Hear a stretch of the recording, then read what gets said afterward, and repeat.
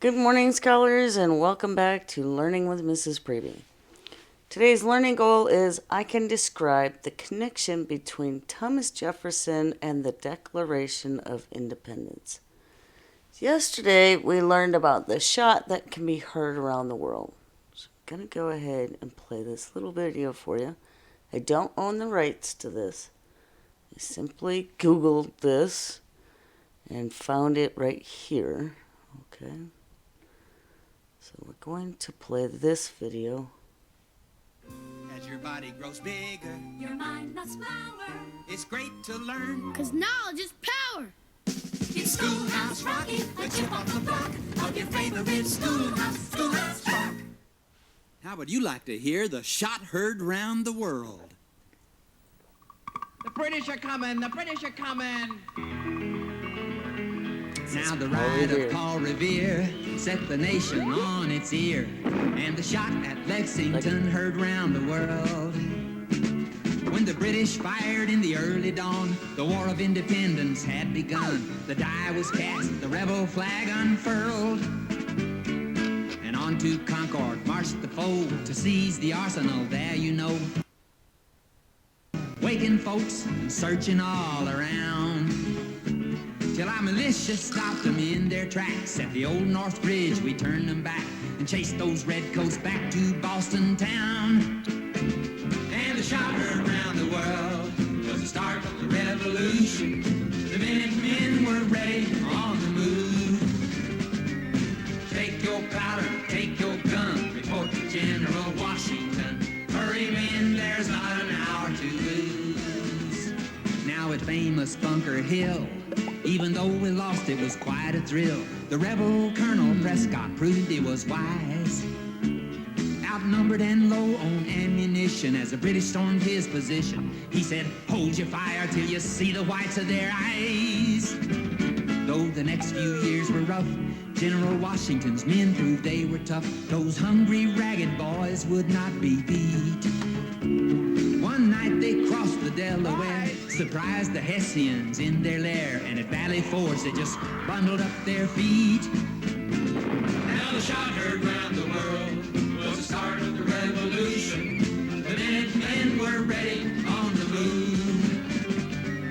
Take your blanket, take your sun, report to General Washington. We've got our rights and now it's time to prove. Well, they showed such determination that they won the admiration of countries across the sea like France and Spain, who loaned the colony ships and guns and put the British on the run and the Continental Army on its feet again. And though they lost some battles too, the Americans swore they see it through. Their raiding parties kept up hit and run. At Yorktown, the British could not retreat, bottled up by Washington and the French fleet. Cornwallis surrendered, and finally we had won. Hooray! Long shot heard round the world to the end of the revolution. The Continental rabble took the day, and the father of our country beat the British there at Yorktown and brought freedom to you and me and the USA. God bless America. Let freedom ring. All right. There we go. Okay, so far we have learned that Native Americans first existed on the land here that we call the United States of America. Okay. Then Christopher Columbus came over. Remember, this is just one artist's view of what Christopher Columbus looked like. One illustrator. Okay, we go down here, and then the Pilgrims came to the New World. And then these 13, how many colonies? 13 colonies were established mostly by the British. Okay. What we talked about yesterday was the, oops, wrong one. The taxation that the British was doing. taxation right here, where they take money without representation. So we had taxation without representation. The British decided to tax the tea, which American people loved. And so they had a Boston Tea Party, which wasn't much of a good party to attend, now was it? So then, the Revolutionary War began, right? So then we had Paul Revere warning the people, and the Minutemen all got together and they defeated the British Army. So that's what we learned over the last couple of days. So today you're going to listen carefully to find out how the colonists tried to solve the problems caused by the shot heard around the world. So there was some new problems that they had that came up from this. Okay. News of the shot heard around the world spread throughout the colonies. Once again, the colonists sent representatives to meet in Philadelphia, Pennsylvania, to discuss what had happened and decide what to do. What is a representative? So each colony sent someone to represent them in a meeting right here in Pennsylvania, Philadelphia, Pennsylvania. Okay, here they are. The representatives at the Second Continental Congress were divided in their feelings about breaking away from Britain and becoming a completely independent nation. The word independent means not controlled by others. If the colonists became independent from Great Britain, they could decide on things on their own. But several more small battles in Massachusetts colony convinced them that they needed an army and someone to serve as the commander.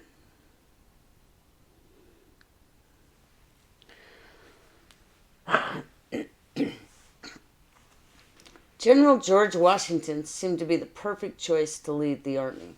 He had fought to protect the colonies before, and he knew how the British fought.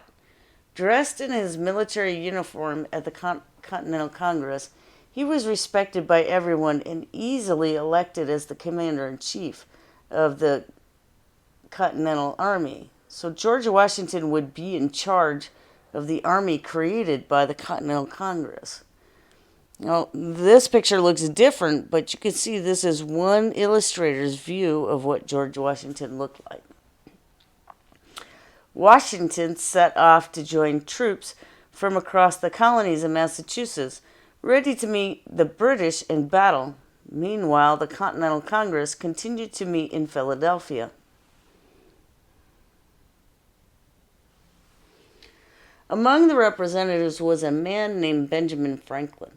Franklin, who was born in the colony of Massachusetts and then lived in the colony of Pennsylvania, had actually moved to London, England for a few years. He had gone there to speak out in Parliament against unfair taxing of the American colonies and the fact that the Americans had no say in Parliament. So Americans had no official representative to speak out for them in Parliament, but Franklin went and spoke as their representative. Benjamin Franklin was very good at arguing, and he was able to get the British to remove some of their taxes on the colonies. Benjamin Franklin had many British friends in London, but after the Boston Tea Party, an angry British Parliament began to distrust and dislike him. Why do you think that the British Parliament started to dislike Franklin? Right, because he probably because he was speaking out for the American people. Doesn't really say, but they wanted to collect the taxes. And so in 1775, Franklin decided it was time to return home, arriving in Philadelphia, Pennsylvania, just in time for the second meeting of the Continental Congress. The other representatives were delighted to have someone there who had spent so much time on the other side of the ocean. He could help them decide what to do. The Continental Congress decided it was time to announce to Parliament and to the British King that the colonies no longer wanted to be a part of Great Britain.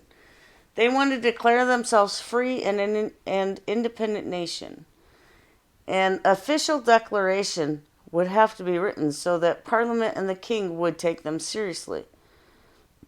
Who would write this important Declaration of Independence, or the statement to declare the colonies free? The members of the Continental Congress considered different people. Among those mentioned for the job was Thomas Jefferson, a 32-year-old representative from Virginia and one of the youngest men there. Jefferson had not been able to attend the First Continental Congress, but the representatives were all familiar with his powerful writing. Jefferson was elected to be its author. What would Jefferson do if he was going to be the author of the Declaration of Independence? I hope you said he was going to write the words. Thomas Jefferson went back to the rooms he was renting in Philadelphia, got out some paper and scratched his head. He dipped his pen in ink and started writing. Pens in those days did not hold the ink. The pen had to be dipped into a bottle of ink. Sometimes he stopped and crossed out some words and then went on. He knew a lot of important people were going to read this, so he had to make it good. Every morning for 17 days, he got up at dawn and got to work, writing and rewriting to make sure it was his best work. The Continental Congress liked Thomas Jefferson's work. Benjamin Franklin, among others, changed a word or two here and there, but most of the words remained those of young Jefferson.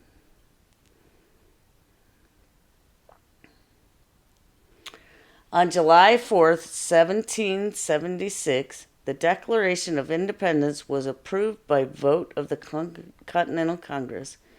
It was sent to a printing shop that very night. Writers headed out all across the countryside with copies.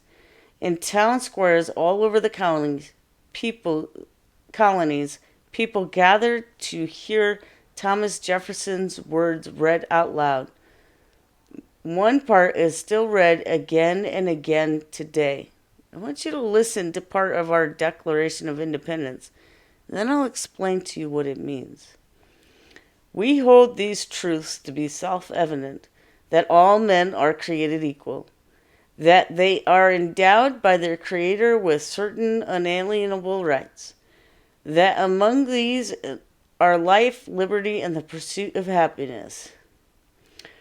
Those words mean that nobody is born any better than anyone else, and that all people all over the world have equal rights, such as the right to live, the right to liberty, which means freedom, and the right to be happy.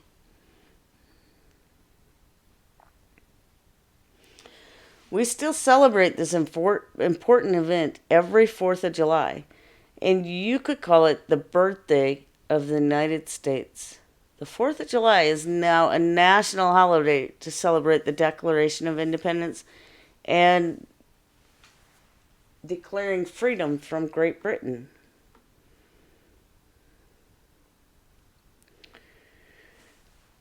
Who was the representative who went to Great Britain, was very good at arguing, got the British to remove some of the taxes they had put on the colonies? Let's see if we can find him in here. I'm looking. This picture here was drawn by an artist, an illustrator. Okay, this looks like it could be an actual picture. Who was it? Let's see. Can we remember who it was? Well, here's our colonies. Okay. Here he is. Can you remember his name? He was Benjamin Franklin. How did the colonists try to solve problems caused by the shot heard around the world? So we're going to go back up here. So here we go. This is how they tried to solve it. They sent representatives to meet in Philadelphia, and it was known as the Second Continental Congress. What important decisions were made at this Second Continental Congress? So some important decisions right here. George Washington was chosen commander-in-chief of the Continental Army. The representatives decided to declare themselves a free and independent nation by writing this very important document right here, known as the Declaration of Independence. Who was chosen to write the Declaration of Independence? Right here.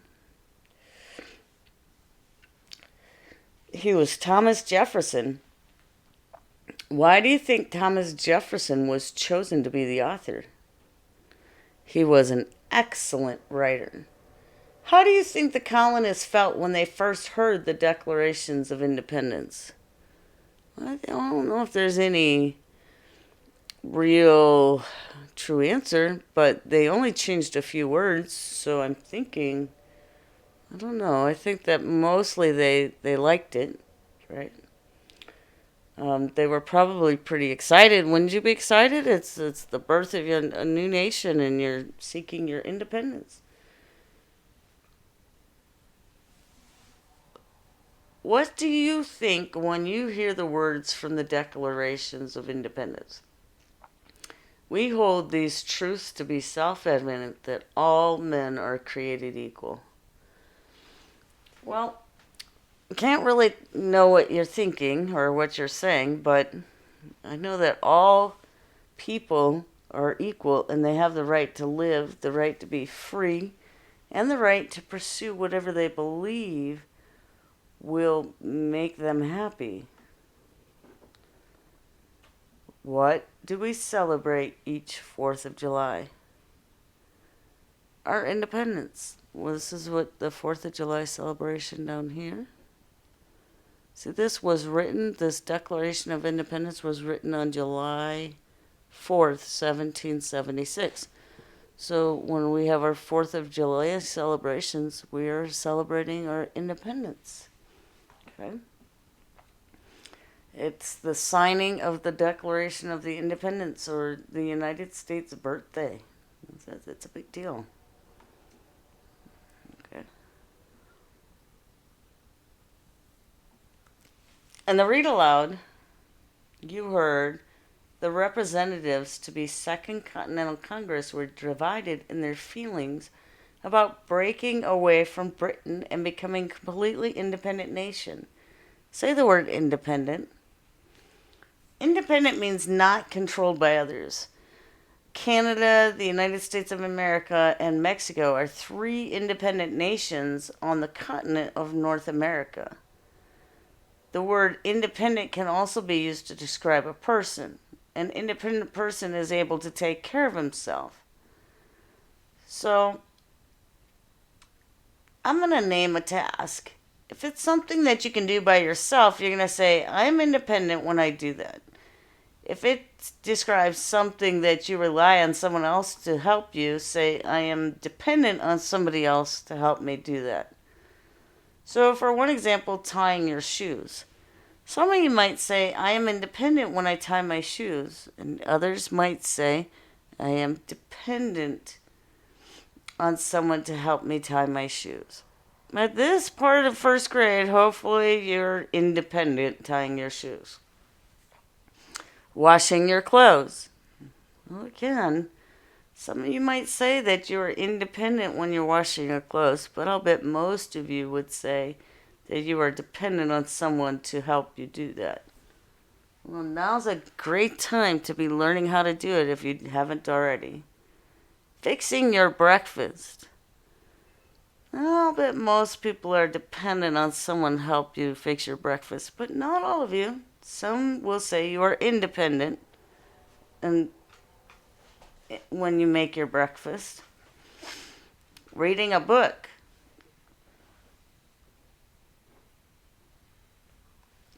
I'm pretty sure all of you would say I am independent when I read a book, unless it's a hard book, and then you might say I'm dependent on somebody to help me read a book. Getting dressed. All of you should be able to say I am independent when I get dressed. Okay, so we're using this for a timeline. Normally, I would have a timeline displayed across the screen like this. I don't currently have access to that, so we're using it this way. Here we are once again of our pictures of the Native Americans who were here before anybody else. Okay, and then Christopher Columbus came to the U.S. And here we have our pilgrims, which came here. And then the 13 colonies. Let's review the colonies. 13 of them. The first was Massachusetts, New Hampshire, New York, Connecticut, Rhode Island, New Jersey, Pennsylvania, Maryland, Delaware, Virginia, North Carolina, South Carolina, and Georgia. And then the Boston Tea Party happened. That was a real thing. And then here we have Paul Revere doing his warning the militia that the British were coming, the redcoats are coming.